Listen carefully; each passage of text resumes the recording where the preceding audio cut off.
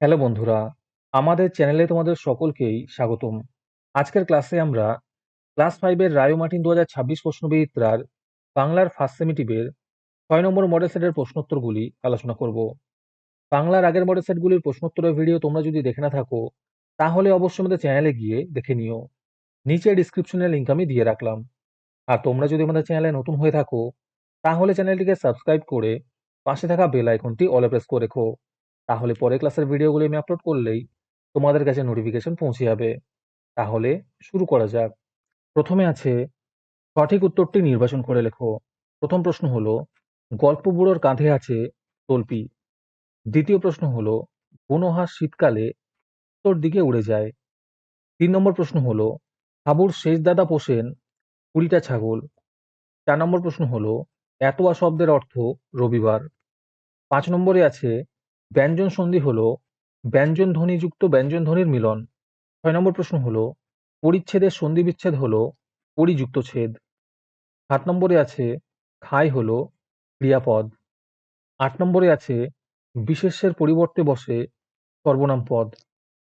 তারপরে আছে একটি বাক্যে উত্তর দাও। প্রথম প্রশ্ন হলো জুড়ি গাড়ি কোন পশুতে টানা গাড়ি? এর উত্তর হবে ঘোড়া।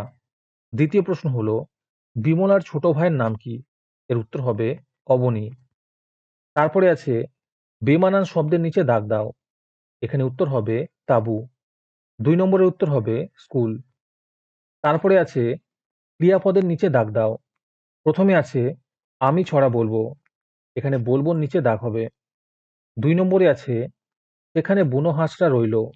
এখানে রইলোর তলায় দাগ হবে। 3 নম্বরে আছে গাছে গাছে ফুল ফুটেছে। এখানে ফুটেছে তলায় দাগ হবে।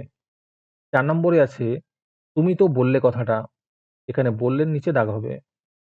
আজকের সমাধান করা মডেল সেটটির মূল্য মাত্র 3 টাকা। তোমরা আমাদের হোয়াটসঅ্যাপ নাম্বার 7501121499 যোগাযোগ করে এই মডেল সেটটি নিতে পারো এবং পরবর্তী মডেল সেটের ভিডিও পেতে আমাদের ইউটিউব চ্যানেলটি সাবস্ক্রাইব করে রেখো এবং অ্যাডভান্স নোটিফিকেশন পেতে আমাদের হোয়াটসঅ্যাপ চ্যানেল জয়েন করতে পারো। ডিসক্রিপশনে লিংক দেওয়া রইল, তোমরা সেখানে গিয়ে আমাদের হোয়াটসঅ্যাপ চ্যানেল জয়েন করতে পারো। তারপরে 5 নম্বরে আছে নিচের প্রশ্নগুলির উত্তর নিজের ভাষায় লেখো। প্রথম প্রশ্ন হলো হাবুর করুণ অবস্থার জন্য সে নিজেও কিভাবে দায়ী ছিল? এর উত্তর হবে হাবু নিজের ঘরে 150টি পায়রা পুষত।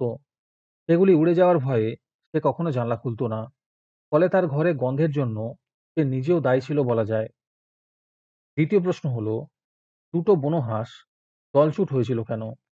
এর উত্তর হবে লাদাখের একটি বরফ ঢাকা নির্জন জায়গায় শীতের শুরুতে আকাশ দিয়ে দলে দলে বুনো হাঁস উড়ে যেত।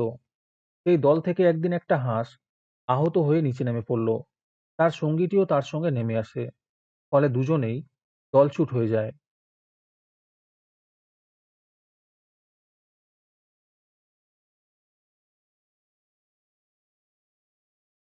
আজকের ক্লাসটি তোমাদের ভালো লেগে থাকলে ভিডিওটিকে লাইক এবং চ্যানেলটিকে সাবস্ক্রাইব করে দিও। সাথে ভিডিওটি তোমাদের সহপাঠীদের শেয়ার করে দিও।